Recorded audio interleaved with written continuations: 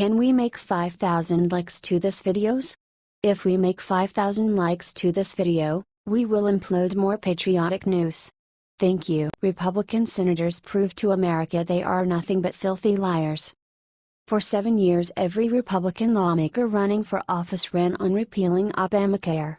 Just 4 months ago Republicans ran an ad on how they are keeping their promise on repealing Obamacare. This was after the election. The ad was titled, "In Charge." Senator McCain ran on repealing Obamacare in 2016.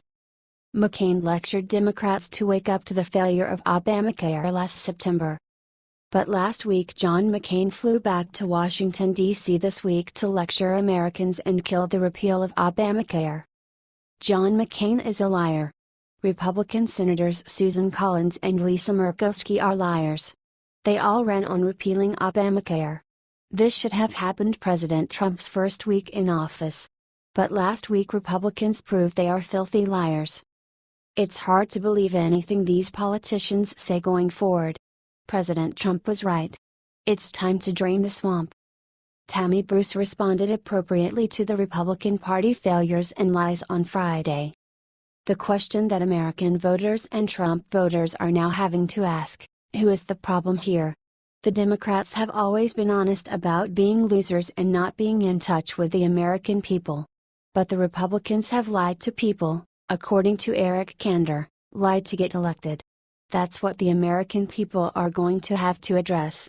Spot on at Hey Tammy Bruce. Republicans lied to get elected.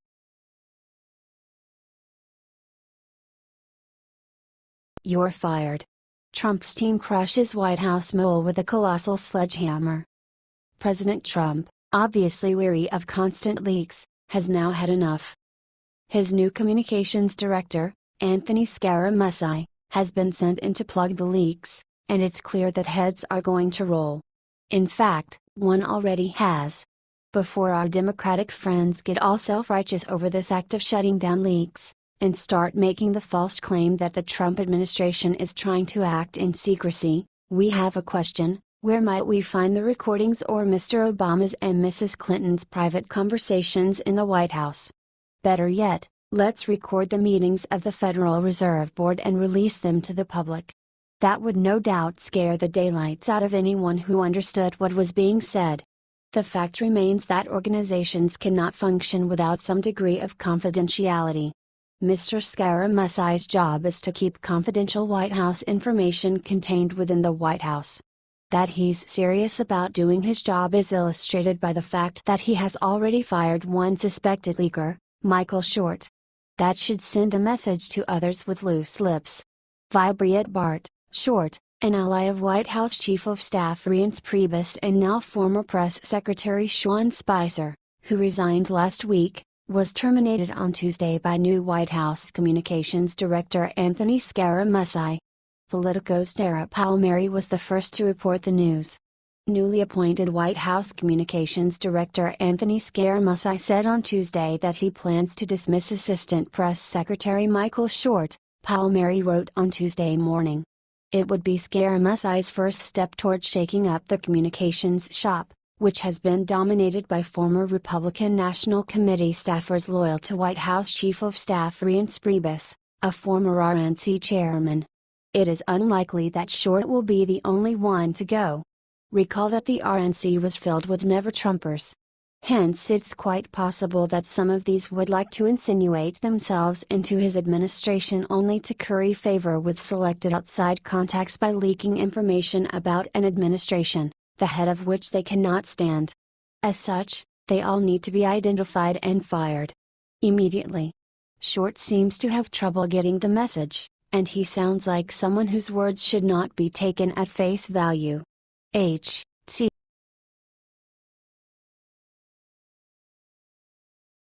Payback: John McCain furious after Rand Paul shuts down his most prized possession. John McCain shocked the American public when he sided with the Democrats and stopped the repealing of Obamacare. TDC reported that, although the National Defense Authorization Act was a key item on the agenda for McCain, Paul stepped in to block the bill by requesting 2 amendments be added to the legislation, namely one on prohibiting indefinite detention and one on the authorization of the use of military force to fight the Islamic State.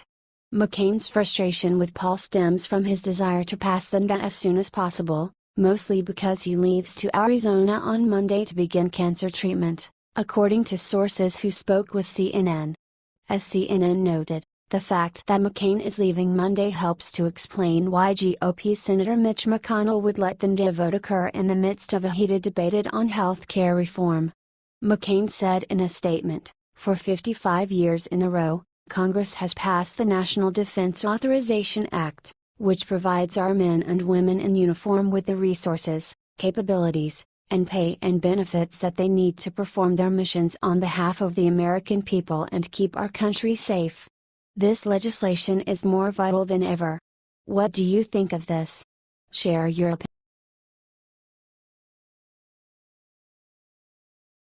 Boom. Chris Wallace tries to embarrass Kellyanne Conway. Regrets immediately. Fox News host Chris Wallace tried to embarrass Kellyanne Conway by saying that the White House is in disarray. Never mind the countless accomplishments Trump has made in just 6 months on the job, that doesn't matter. All Chris Wallace can seem to focus on is the negative, and Kellyanne Conway just made him pay.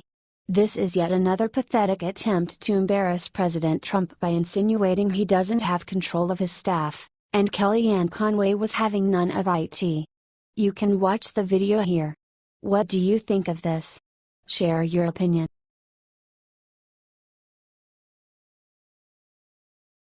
Bill O'Reilly comes back with a stunning announcement.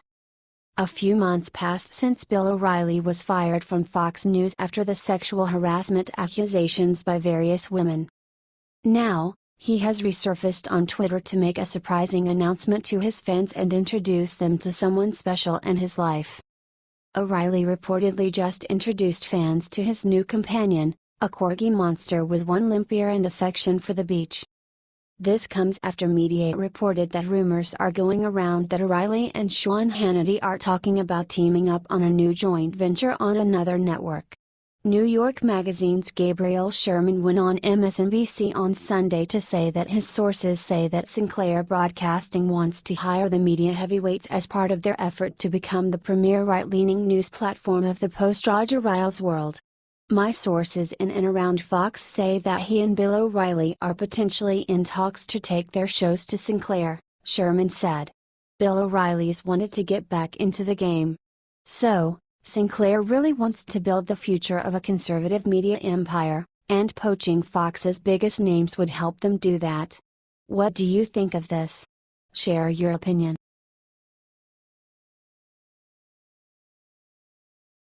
Trump received the one thing he wants in new Russia sanctions bill from Congress.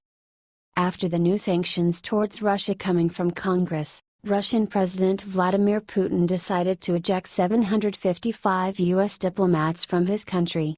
The announcement seemed to be timed right before President Trump signed a new bill. The MSM is telling everyone that the bill is a way to force President Trump to enforce sanctions against Russia. Not so fast. In fact, the bill reinforces existing executive orders giving President Trump more authority to enact sanctions than he previously had. Contrary to what is being reported, the bill also deals with Iran and North Korea. The bill was sent from the Congress to the President late Friday. It could be sitting on President Trump's desk waiting to be signed as early as Monday morning. The global media missed one important point in the bill, which reads, "Any person that the President determines knowingly engages in significant activities undermining cybersecurity against any person, including a democratic institution, or government on behalf of the government of the Russian Federation." This will provide President Trump with sweeping powers over global media and businesses.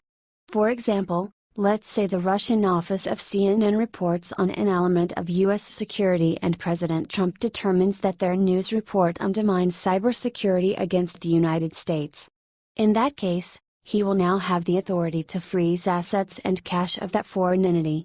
That is CNN Russia, RT, etc. In other words, global media has to be a lot more honest about what they report. The First Amendment protects them in the United States. but it doesn't protect their foreign offices and foreign businesses from international sanctions. Moreover, Congress just called on Jeff Sessions to appoint another special counsel to investigate Clinton, Obama, Rice, Comey, and Lynch. We contacted Dan Sessions, a well-known and prolific online Trump supporter. After we explained the new bill, he said, "Very interesting. What happens if and when that special counsel determines that Russia was working with the Democrats? What do you think of this? Share your opinion."